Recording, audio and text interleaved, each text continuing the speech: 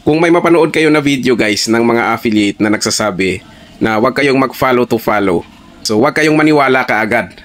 So ganito kasi yan guys. Especially kung bago pa tayo, need talaga natin ng followers. Especially yung requirements ni TikTok para maging affiliate tayo is kailangan natin ng 600 followers. So napakahirap yan kunin guys, yung 600 followers na yan. Kung bagong content creator or gustong maging affiliate guys, hindi mo basta-bastang makukuha yan. Kaya ako ginawa ko rin yan guys. So kaya wag kayong maniwala na hindi raw maganda yung follow to follow. So that is one of the first step guys na ginawa ko dito bilang affiliate.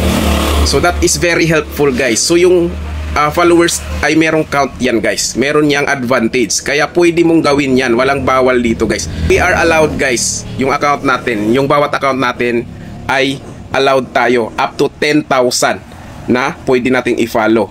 At umabot ako dyan guys. Umabot ako ng 10,000 na pina-follow ko. So yung mga pina-follow ko guys, umabot ng 10,000. So nalimit nga ako guys ng 10,000.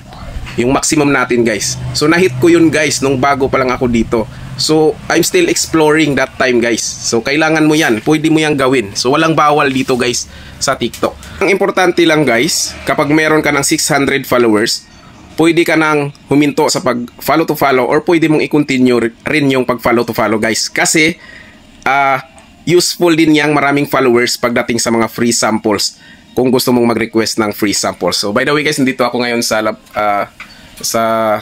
isang part ng studio ko kung saan dito ko na ilagay yung aking mga products na ipopromote. So maraming factors dito sa TikTok guys. Kaya wag kayong basta-basta maniniwala sa mga nagbibigay ng tips or nagbi-video na sinasabi na wag mag-follow to follow. Masisira yung algorithm mo. So pwede mong gawin yan guys. Features yan ni TikTok na pwede kang mag-follow ng kahit ano. So na-explore ko na yan simula nung bago pa lang ako dito as affiliate. Until now, pwede mo yang gawin. Pamparami ng followers. So ganito lang yung gagawin mo. Kapag meron ka ng followers at naging affiliate ka na, mag-start ka ng mag-improve ng videos mo. Gumawa ka ng high quality videos, gandahan mo yung voice over mo, gandahan mo yung pagkwento, pag-explain ng mga products para makabenta ka. So pwede mong gawin anytime mag-follow to follow. Basta yung video mo guys na i-upload or magpo-promote ka ng product ay gandahan mo lang talaga siya. So yan yung ginagawa ko guys ha. Kahit kumita na ako nung mga nakaraan, nung bago pa lang ako, kumita na ako ng 6 digits, ginagawa ko pa rin yung follow to follow that time. Until lumaki ng lumaki yung account ko. And now hindi ko na siya ginagawa. Pero this advice is for the newbies guys ha. Para matulungan yung account nyo. So pwede yung gawin yan guys. Kasi features yan ni TikTok. We have maximum of 10,000 na pwede nating i-follow guys. Kaya gawin nyo yan. I-explore nyo sa mga bagong affiliates dyan. I-explore nyo yung TikTok guys. TikTok is very exciting na platform guys. Napakagandang platform na pwede nyong pag-eksperimentuhan. I-explore nyo yung TikTok platform.